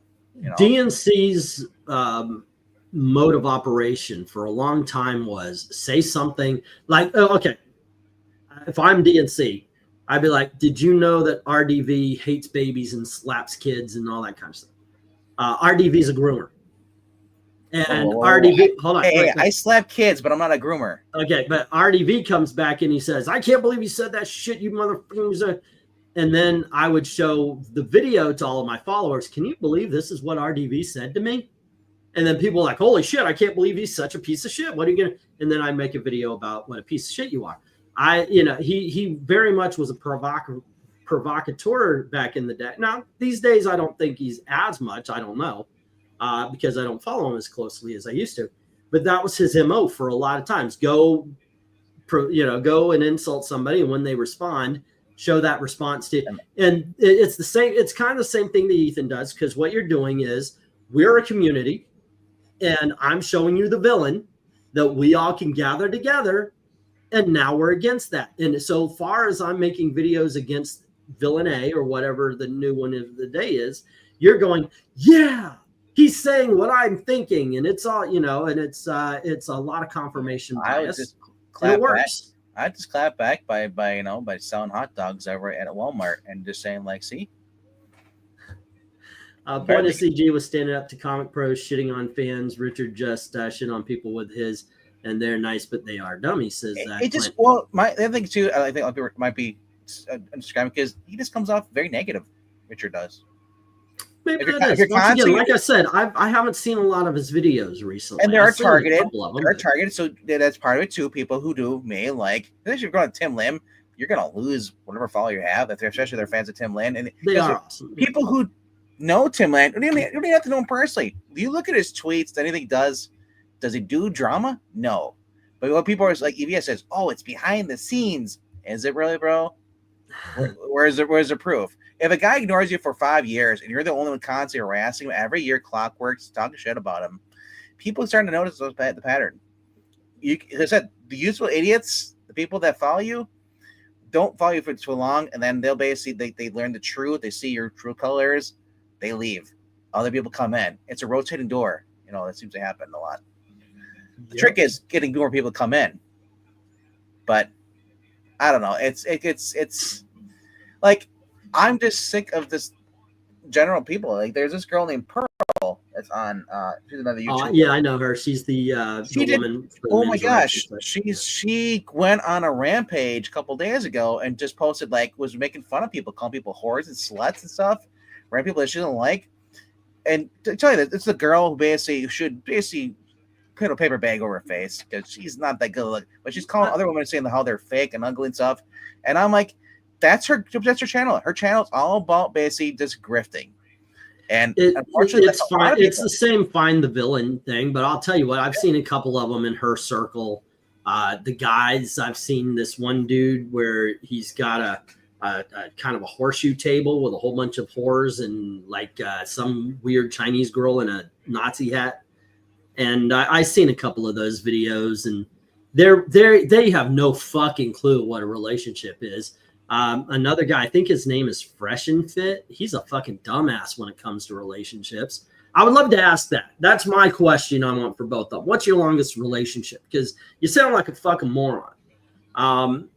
I saw this one thing. This Fresh and Fit guy was on a relationship dating thing, and he was treating it like a fucking contest. And then they keep bringing up this thing. What do you bring to the table? What do you bring to the table? Let me give you fucking guys a nickel's worth of free advice from a guy who, while I did have my troubles, we never stopped dating and we did get back together. Here's a nickel. There is no fucking table. They always say, what do you bring to the table? What do you bring there's no fucking table until you get together and you start building it. And then it's ridiculous because I was in this guy saying, well, I can't trust women. You talk to whores all day. I know they like to call them 403s and hoes. Oh, the make-toe channels? You see those? They sell their freaking bodies for sex. That's this whole thing. But the one thing I would love for somebody who actually has been in a relationship for 30 years to tell them is stop treating relationships like they're a goddamn competition or a contest you have to win. That's not the way to do a goddamn relationship. That's what broke my relationship for as long as it was broken. Anyway, go on. I'm sorry, RDV. Nah, it's okay. Marty's saying he doesn't mention Tim and Doug by name, but he does have rosary beads, I guess, in a book. Yeah. Talking about Richard and stuff. That's a coward. If you're gonna talk shit about Tim and Mark, and you don't even mention the name, but you're gonna have references that people can understand. And yeah, Ronnie's right. Books on time has always been attributed to Mark and Tim because what they do, they put their books on time. A lot of people don't do that, and if they do, it's okay. Like it's a few, not a lot. But like I said, it's like if you're gonna start drama, actually have the balls to do it. Say the fucking name. That shit don't fly with me. Like if you have, and I don't know. It's like sometimes I think it's like fake outrage too. Like, well, let me, because I don't mind. I would love to. Go ahead. Finish your thought. I do mind, sir. It's my channel. How dare you? Yeah. What's it like for somebody to interrupt every 5 words? Well, to be fair, the cover rankings is all about you, bro. Actually, I was thinking, with the way I am, I was thinking if we did one, I would ask you or Eric or somebody to read the comments because, as you can see, if I talk too long. If we did one, we'd just be like, "Hey, chat. Okay, back to the book." Yeah. My reviews would just be like Eric's 10. Hey, yeah. Honestly, I don't care if you're CG or non-CG. If I'm paying for a book and I gotta wait for like a year for it, and you're out on YouTube or Twitter and just doing other things, or selling it to Walmart, to Legion's Comics, yeah, bullshit. That shit sucks. I'm not gonna deal with you. You lost a customer. But to say like, oh, a good book is something that's on time. It's called how this. A book that's on time is better than a book that's not on time. I don't care if it's good or not. At least I got what I paid for on time. You didn't make some bullshit excuse. Well, this happened. No. Honestly, if you're on your third or fourth book, and you are putting out, you're saying, oh yeah, I'm gonna have the book out this time, but you'd rather just attack somebody else online or drama or whatever.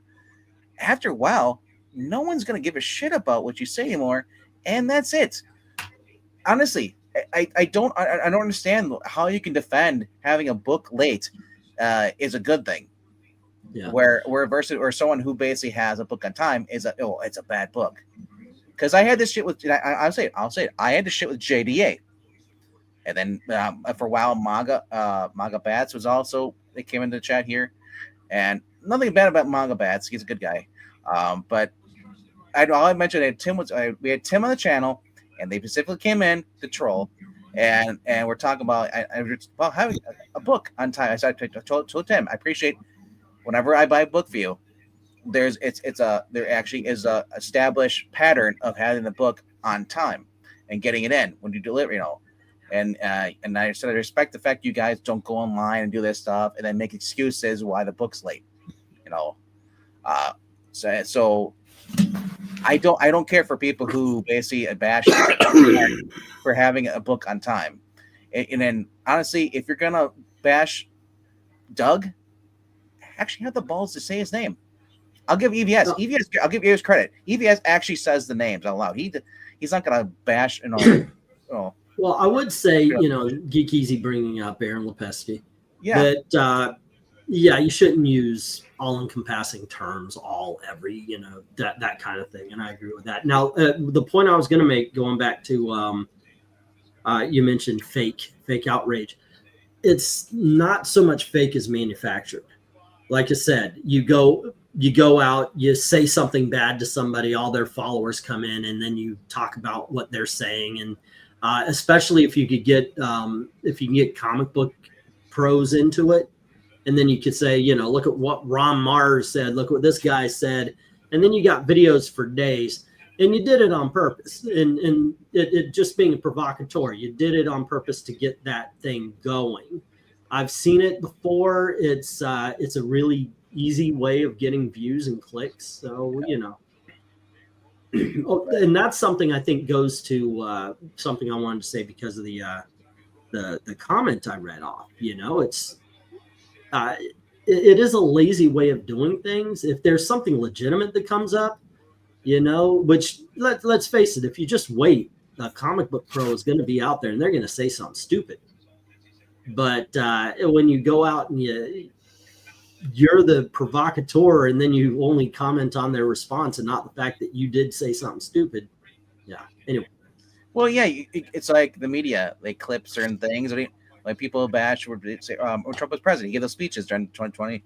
They'd say like, "Oh, Trump said this," and people who actually watched the speech because he did press conferences, no, he didn't say that shit. Yeah. So it's so easy to skew the conversation to your side for people who don't bother to do research. I'm looking at Clint's comment here. Zach shit on Aaron Lepresti for being pedestrian art. Yeah, I saw that. Jeez, jumping Jehoshaphat.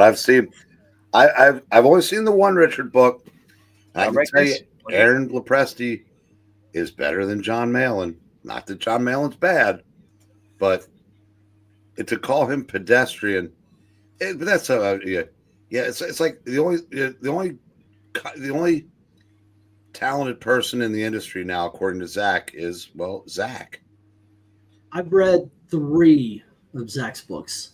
One of them was before the YouTube stuff. It was a Korean War book, and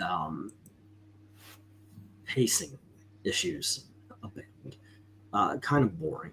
I haven't read anything great by them. Now, I can say that Doug's improved as a writer. You know, the first time when I first read the first Soul Calibur, I thought it was good for a first timer. Finder. Say again. Soul What did I Finder. say? It's Caliber. Soul Finder, excuse me. But I actually thought me and Tim had this discussion. I said, because he says, what do you really think about Doug's book? And I said, well, it looks like a first time writer. I mean, you know, it's fine. If I was younger, I probably would have thought it was much better than I thought about it, you know, when I'm a 50-year-old man, you know, because you could kind of, you could search out themes and, you know, deeper meaning and such like that. But he has improved. I think that Common America is not my style of book, but I find it fun. You know, I'm not into manga and all that kind of stuff. But I think it's a fun book. It's entertaining at the very least. It's very gender neutral as far as that. As far as for guys can read it too, and this is so good girls. I do not experience that when I'm reading Richard's books. I think they're boring. I think he is of all the crowdfunding of the big names, you know, because I know there's like a million little new Comic Gate people out there. Of the big names, I would say Zach or Richard is more like Rob Liefeld, an original Image, than any. Let's put out a lot of books, and they're going to be very surface level. Yeah, I saw if you like explosions, okay, fine. But if you want anything deeper, you're not going to find it there. I saw there's a new CG that Ethan's not involved in. It's CG without Ethan, yeah, or something like that. I don't know, but it's like at this point, like I don't delve into this stuff because honestly, it's just not important. Great, EVS is a great artist, but he doesn't capture my interest, and I think he does. You know, like I said, that's why I don't bring up EVS. I have no beef with him. If people like him, that's cool. But I said, like, it's like I'd rather just go paint my room, and go do something else than sit here and talk about this stuff. I said, but Richard, I hope that he figured out what he wants in life. I hope this isn't a cry for help. You know, honestly, because that's the first I thought. I was like, why would you be doing this unless you want to be noticed? Something else is going on. But honestly, I like the Tim and Mark books. You know, they're not really my cup of tea either, but I do appreciate them. I do like them. They're kind of cool. I love having Tim on the channel. I mean, I would love to have Doug and even Mark. You know, but they're busy. I mean, so all this drama is pointless because you know what's happening. Tim and Mark are just plugging away. They don't care. They got deals. Fractured. Yeah, it's fractured the big group. You know, I do miss certain friends that just kind of went in other directions. You know, I miss hanging out with Comics Division, who went over to Gary's area. I miss Weaponized Nerd Rage and Captain Frugal coming on, and definitely Doug. Anytime Doug wants to come on, he's such a great guy, and talking to him about comics or even going over Comics Gate of past for the 50th time, it's just fun. I enjoy talking to him. Tim Lim's a joy. Yeah, exactly. I like having them on, like to talk to these guys, but I also like, you know what? I also like having new people on because you get different opinions sometimes. Mm-hmm. You know? There was, when we did Comic Book Thunderdome, I would have a lot of people on because they thought the idea was great. Let's argue some stuff. It's fun. I would have people on that others would say, "Oh, he's a troll," and blah blah blah. And when they did Thunderdome, they were fine. You know, they were very cordial, and you know, there's entertaining. King something or other came on. Everybody was warning me about this guy. He comes on, fine. You know, I'm King on your channel. That's good. I don't remember his name. King Snakes. Maybe it's Tim. What do you think of Thinking Critical? I'll let Eric answer that. Eric's been on the show. I think I was on it once. I never liked him. Yeah, exactly. I'm fed up. That's Wes. What, you know, I think of Wes as a good friend, just like I think of these guys as good friends. But he's rich. No, he's not. Well, I'll tell you what, where he's living for the money he's making on YouTube, he's fine. Well, he's also being retired military doesn't hurt either. Doesn't hurt him. Yeah. Just based off the YouTube money though that he gets, he's living high on the hog. Yeah, but I'll tell you that. I will say that. Yeah, I think Wes is probably a little more frustrated. It's not a shtick. I mean, Wes will be the first person to tell you when he likes something. If it's a grift, you shit on things that you like because it's your thing. I don't think he hasn't compromised what he thinks of things to grow his audience. He's just tried to expand the range of topics to grow his audience. I gotta admit, I didn't like Thinking Critical for a while. I liked him, he was. I liked his points of view; they were very familiar. I'm not going to get off that particular train, but I liked him. But then he went. He almost got what I talk about, audience captured, where it just seemed negative, and it really does seem like he kind of the pendulum has swung back. And like he'll talk about the negative shit, but here's the positive stuff. And it seems like he's got more of a balance back that he used to. Because for a little bit there, it's like, oh, come on, man, seriously? But I also understand the way things are. Your thumbnail and your title has to get readers in or viewers in. And if you go positive, you're not going to drag in as many people as if you go. Yeah, somebody smashed my mailbox. Now I want money. Oh yeah, that actually was a thing. Somebody smashed their own mailbox. I've been attacked. Send money, and people did. SJWs, found out where I live. Who was that? Who the fuck? That was Umbrella Guy, or wasn't it Umbrella Guy? He has taken shots at Wes. Wes even made a video about it, and kind of gave Richard cover. Oh yeah, I saw that video as just recently, as a matter of fact. Yeah, I was am I supposed to have a beef with Zach? Yeah, it's like, I don't know, I haven't heard anything, and that does happen. I noticed that when I was a bigger channel, when I was in the OGCG, what would happen is somebody would say, "So what do you think about what do you think about Yellow Flash or something?" And I'm saying, "Well, in all honesty, I don't." Or maybe I'll make a joke, because around here we're friends, but we insult the fuck out of each other. And I might say something, and then it would be like, "Well, I think Yellow Flash, he seems to be pushing on the pull door."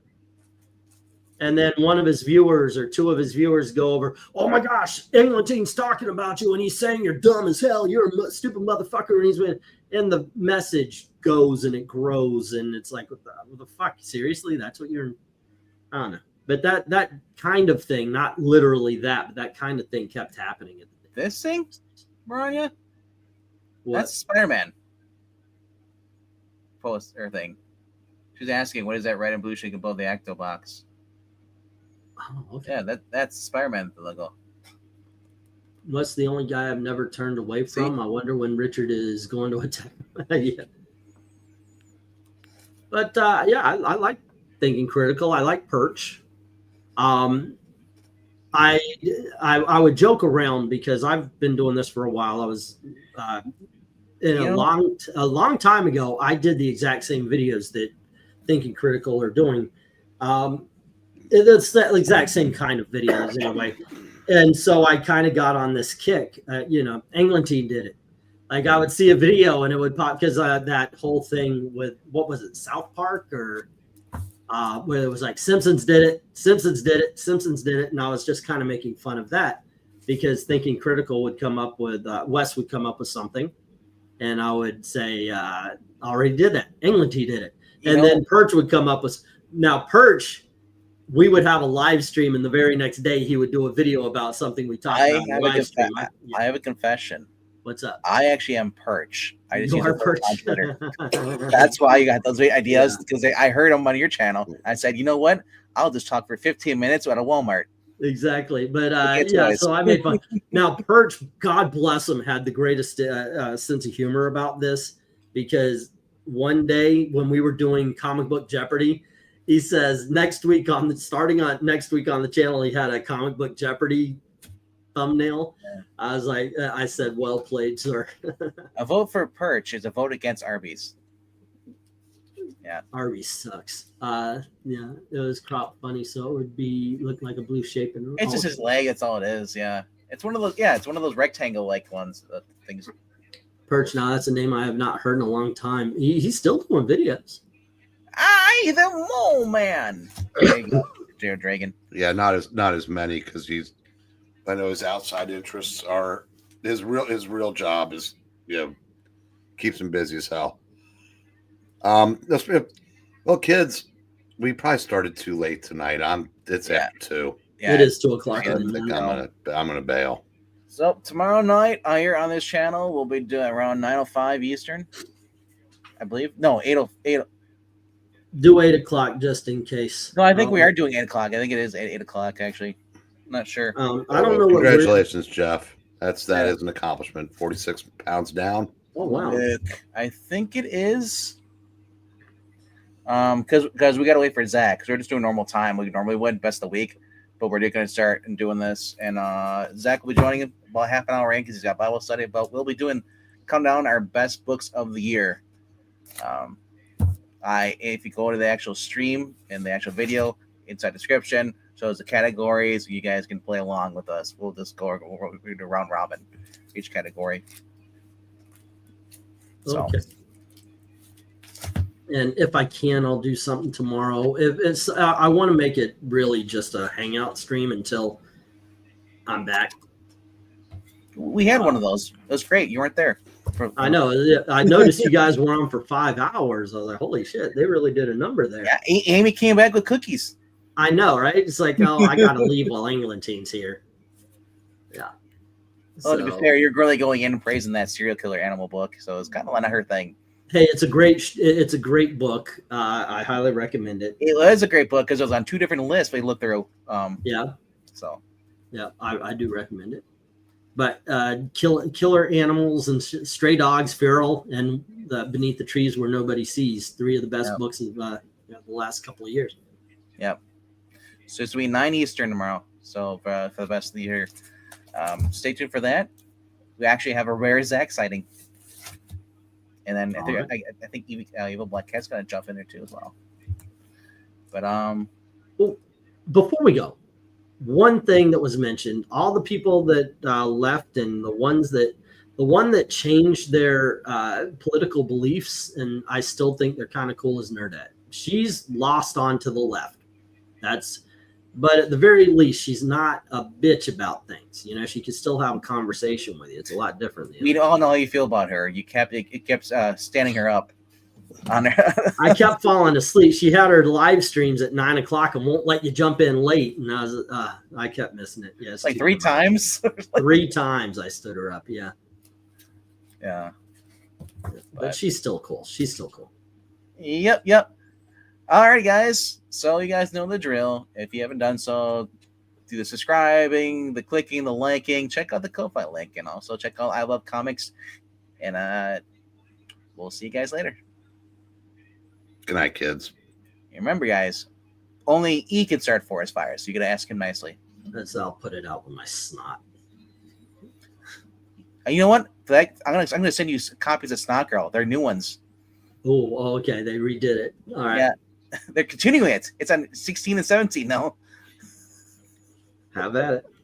Later, guys.